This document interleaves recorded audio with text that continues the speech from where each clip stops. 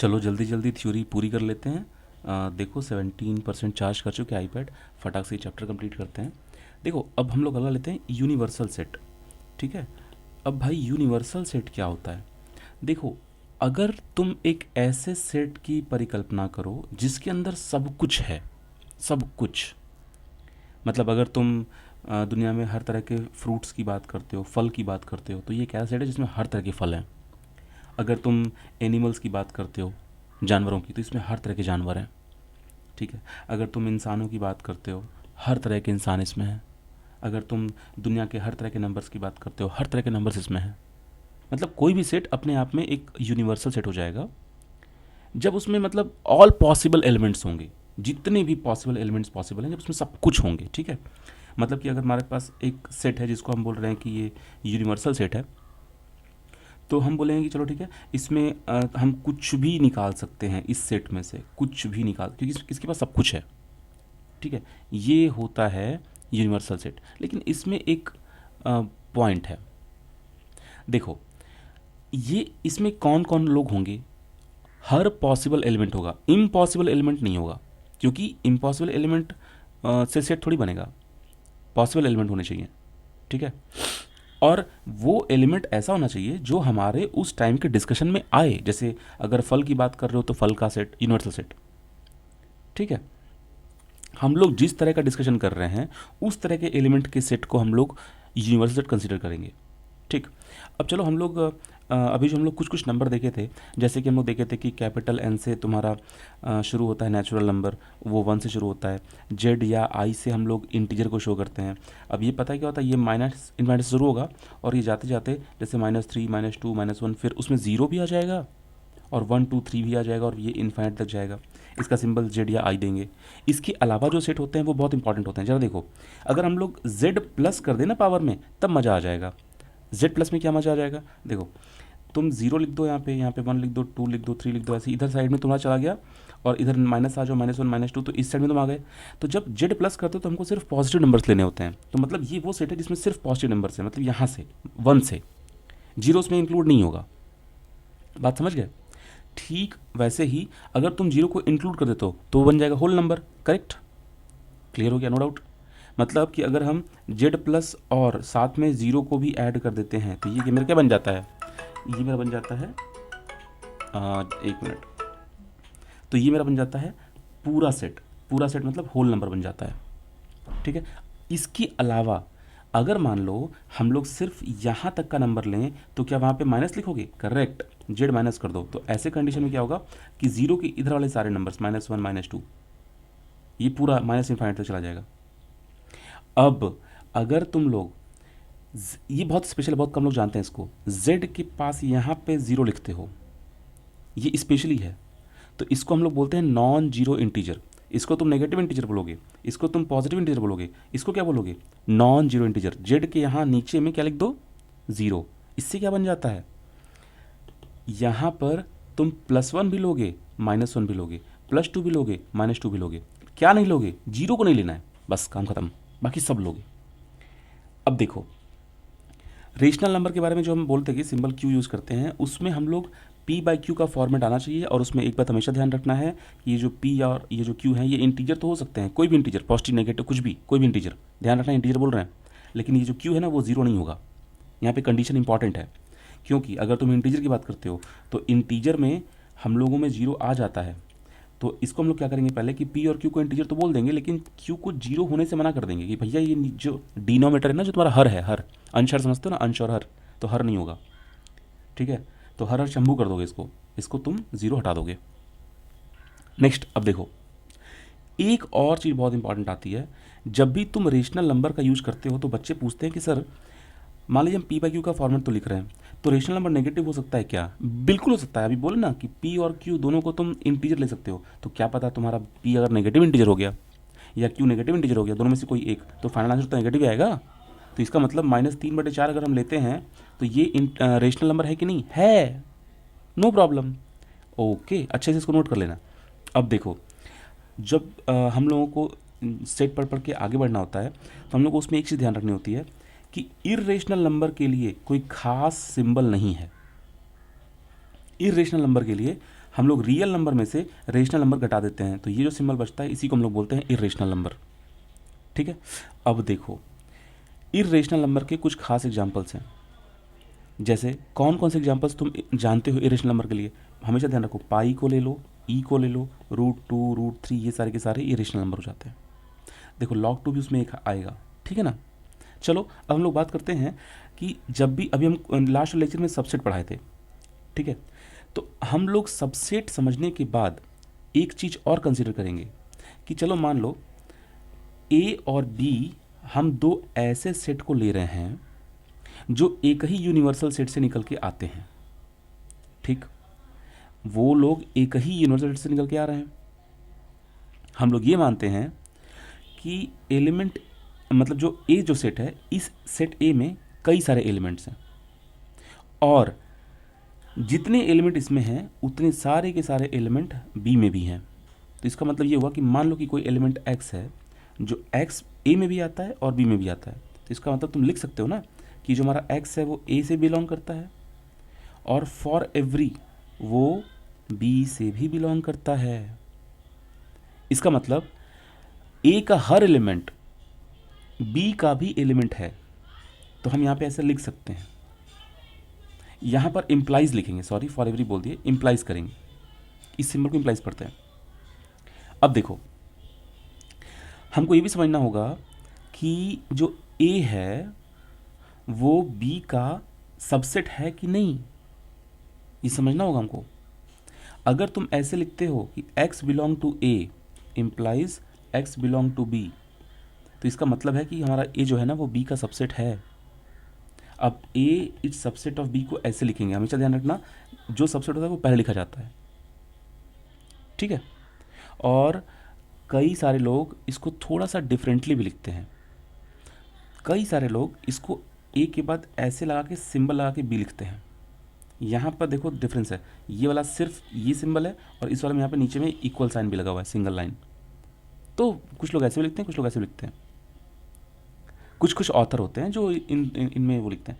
अब देखो हम लोग बात करते हैं कि दो सेट कब इक्वल होंगे भाई। कुछ कुछ फटाक से टॉपिक है, कवर कर लेंगे, उसके बाद ऑपरेशन पे चलेंगे। ऑपरेशन में मज़ा आ जाएगा। ये थोड़ा सा फॉर्मेलिटी है, इसको करना जरूरी है, इसके बिना कैसे काम चलोगे करोगे आगे। देखो जब भी हमारे पास कोई सबसेट होता है, सॉरी जब भी हमारे पास कोई सेट होता है तो उस सेट के जैसा कोई सेट पॉसिबल है या नहीं है।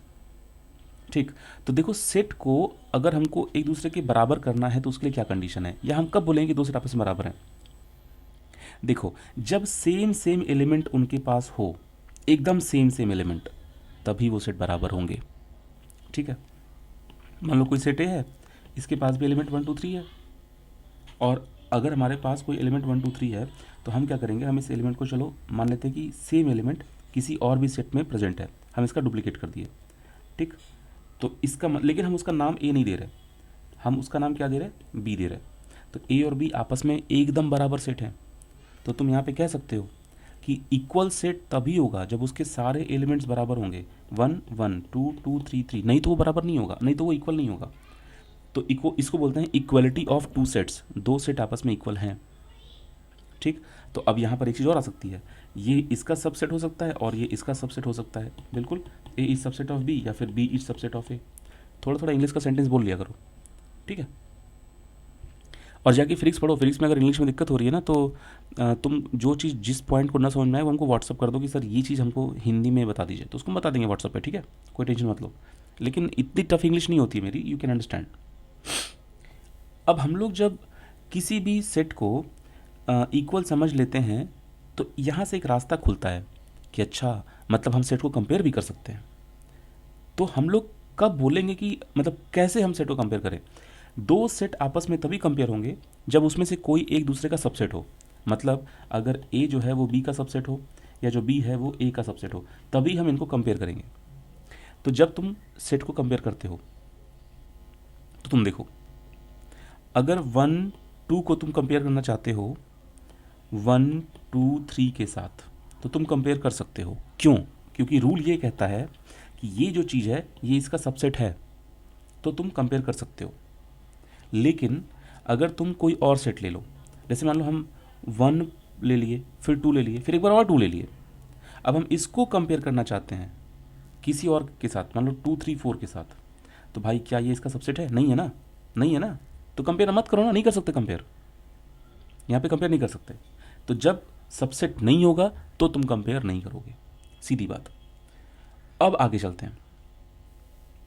देखो एक सेट होता है जिसको हम लोग बोलते हैं प्रॉपर सेट और इम्प्रॉपर सेट। कहीं ना कहीं इसका लेना देना नल सेट के साथ होता है। नल सेट पिछले में पढ़ाए थे हम, समझते हैं। एक बात तुम समझ लो कि दुनिया का कोई भी नल सेट होगा वो हर एक सेट का सबसेट होगा ही होगा।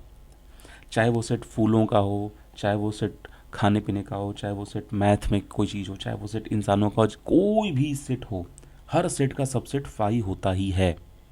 सब सेट की बात कर रहे हैं।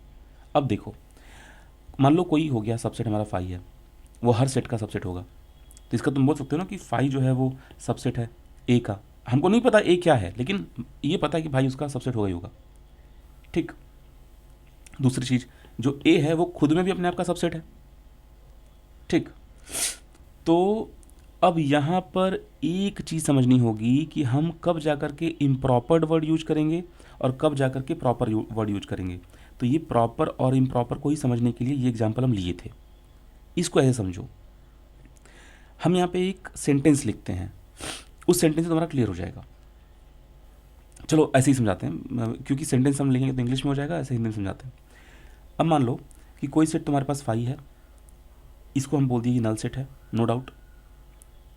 अब ये सबसेट है दुनिया के सारे सेट के लिए, ये भी ठीक है।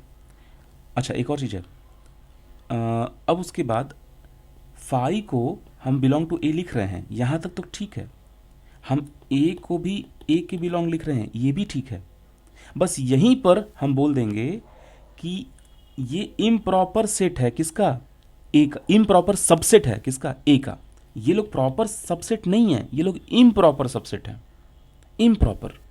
देखो एक्चुअली सबसेट का कॉन्सेप्ट क्यों आया था कि जैसे मान लो 1 2 3 4 इसको लेकर के हम कोई सेट बनाते हैं ए, तो अब इसमें से मान लो हम 1 और 2 को सच में निकाल के कोई बनाते हैं सेट 1 और 2 से, ठीक है, तो ये हमारा सब एकदम प्रॉपर सेट बन रहा है। लेकिन मान लो कि हम इससे कुछ निकाले ही नहीं, तो भैया ठीक है, टेक्निकली तो वो सबसेट हुआ, लेकिन वो इम्प्रॉपर सबसेट हुआ। अब मान लो हम इसी को कंप्लीट कॉपी कर दें 1 2 3 4, ये भी सबसेट हुआ लेकिन ये भी इम्प्रॉपर है, वेरी सिंपल। ठीक है, तो फाई को हम लोग इम्प्रॉपर बोलते हैं। तो किसी भी सेट का 2 इम्प्रॉपर सबसेट होगा, क्लियर हो गया, और उसके अलावा सारे के सारे प्रॉपर सबसेट होंगे।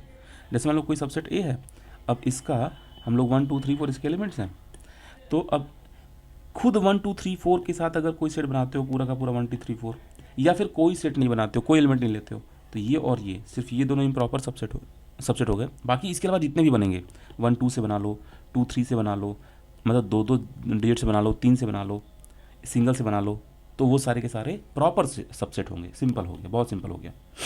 तो अब इसमें कोई डाउट की बात नहीं होगी। अब देखो कि एक क्वेश्चन बहुत इंपॉर्टेंट रूप से पूछा जाता है हर जगह पे। कोई सेट हम तुमको देते हैं, मान लो 1 2 3 4, ठीक है, चलो इसको 5 तक ले जाओ। इस सेट के कितने सारे सबसेट्स पॉसिबल हैं? तो सबसे पहले देखो, ये सेट को हम ए मान लिए, तो बात को समझना, 5 तो सबसे पहला एक सबसेट हो गया। फिर उसके बाद जितने सिंगल नंबर से सबसेट बनेंगे, मतलब 1 फिर 2 फिर 3 फिर 4 फिर 5, ये वाले सबसेट हो गए। फिर उसके बाद 2 2 के ग्रुप से जितने बनेंगे, 1 2 फिर 2 3, फिर ऐसे से 2 2 के से जितने बनेंगे, फिर 3 3 से जितने बनेंगे, फिर 4 4 से जितने बनेंगे, फिर पाँचों को मिला करके जो बनेगा। भाई इतने सारे अगर तुम बना लेते हो सेट, तो हम उसको काउंट कैसे करेंगे? कोई ट्रिक होना चाहिए ना उसके लिए। तो हमारे पास एक ट्रिक है। तुम क्या करो, 2 की पावर n कर दो, जहाँ पे n ये बताएगा कि कितने एलिमेंट्स हैं उसमें, तो ये पूरा आंसर क्या बताएगा, कितने सबसेट पॉसिबल हैं। एकदम सिंपल तरीका, ठीक है। नंबर ऑफ सबसेट्स निकालने का तरीका है, नंबर ऑफ सबसेट्स। लेकिन ये तभी निकलेगा जब तुम्हारा जो सेट है ना वो फाइनाइट सेट हो, subset of finite set. Finite set में तो गिन पाओगे ना n की वैल्यू कितनी है, तो इसको 2 पावर n कर दो, फटाक से आंसर आ जाएगा, ठीक है। अब देखो, अब देखते हैं एक बहुत इंटरेस्टिंग और लास्ट टॉपिक, कि भैया पावर सेट क्या होता है, उसके बाद हम लोग जंप कर जाएंगे ऑपरेशंस पे, और ऑपरेशन करने में गजब मजा आने वाला है। पावर सेट क्या होता है, देखो हम लोग ये समझेंगे कि मेरे पास कोई सेट होगा, मान लो कोई सेट ए है, इसके अंदर एलिमेंट्स हैं, तो अब इसको हम मान लो पूरी पूरी फैमिली बोलते हैं, द फैमिली ऑफ ऑल, मतलब ये जो एलिमेंट्स हैं, ठीक।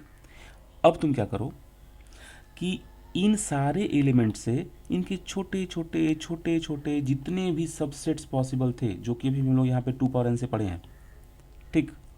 अब तुम क्या करो कि इन सारे जो यहाँ पे सबसेट्स बना रहे हो, इसी का एक बार फिर से कलेक्शन कर लो और उसका सेट बना दो, वो हो जाएगा पावर सेट, वो हो जाएगा पावर सेट। समझ रहे हो? अब देखो कैसे बनेगा वो।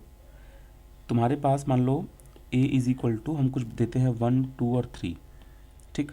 अब इसमें कितने पॉसिबल होंगे सेट्स, इसके कितने सबसेट्स पॉसिबल हैं, उसको काउंट कैसे करोगे, 2 पावर n से काउंट कर लोगे। n की वैल्यू क्या रखोगे, 3 रखोगे। 2 पावर 8 का क्या मतलब, 2 पावर 3 का क्या मतलब होता है, 2 इंटू 2 इंटू 2, यहाँ से क्या बन रहा है, देखो ये मल्टीप्लाई हो गया 4 आ गया, इसको मल्टीप्लाई करो 8 आ गया, ठीक।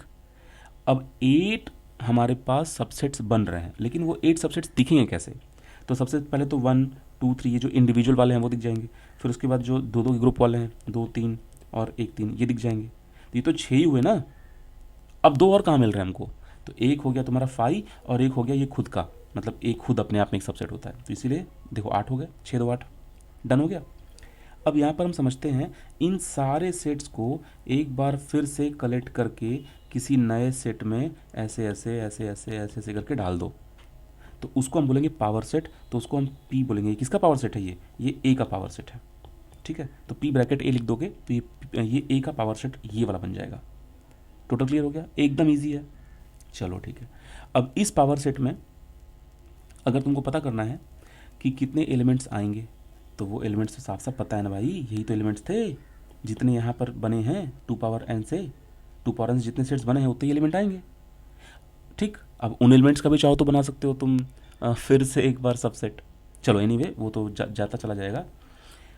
अब हम लोग बात करते हैं कि अगर A खुद का सबसेट है, अगर A खुद का सबसेट है, होगा ही होगा, तो ये फॉर एवरी A के लिए पॉसिबल है। तो देखो यहाँ पे हम फॉर एवरी सिंबल यूज करने के लिए ये बात बता रहे थे, ठीक है। फाई जो है वो अगर A का सबसेट है तो वो फॉर एवरी A है, मतलब वो A के हर वैल्यू के लिए वैलिड है, ठीक। और दूसरी बात देखो, A जो है ना वो यूनिवर्सल सेट का तो सबसेट होगा ही होगा, क्योंकि ये तो भाई भगवान भगवान जैसी चीज़ है, इसमें सब कुछ होता है, ठीक। तो ये A के हर वैल्यू के लिए for every A in U ये चीज़ पॉसिबल होगी, ठीक है। अब जरा समझना, अगर दो सेट बराबर है तो ऐसे लिखोगे ना कि A is equal to B, दोनों सेट आपस में बिल्कुल बराबर है, ठीक। तो ये दोनों सेट आपस में कैसे बराबर होंगे, उसका एक कंडीशन है, ज़बरदस्त कंडीशन ये है कि A जो है वो B का सबसेट होना चाहिए और B जो है वो A का सबसेट होना चाहिए, तभी ये दोनों बराबर होंगे। तो यहाँ पे क्या कंडीशन लगेगी, इफ़, यहाँ पे देखो ये मतलब A जो है वो B के बराबर होगा, ये इम्प्लाई तब होगा, समझ रहे हो ना, ये चीज़ इम्प्लाई तब होगी जब तुम्हारे पास ये दोनों कंडीशन फॉलो अप होंगे। हो गया। अब चलो ऑपरेशंस पे चलते हैं। ऑपरेशंस पे जैसे ही हम लोग पहुँचेंगे, हम लोग खटाखट कंपटीशन के न्यूमेरिकल सॉल्व करना शुरू कर देंगे, ठीक।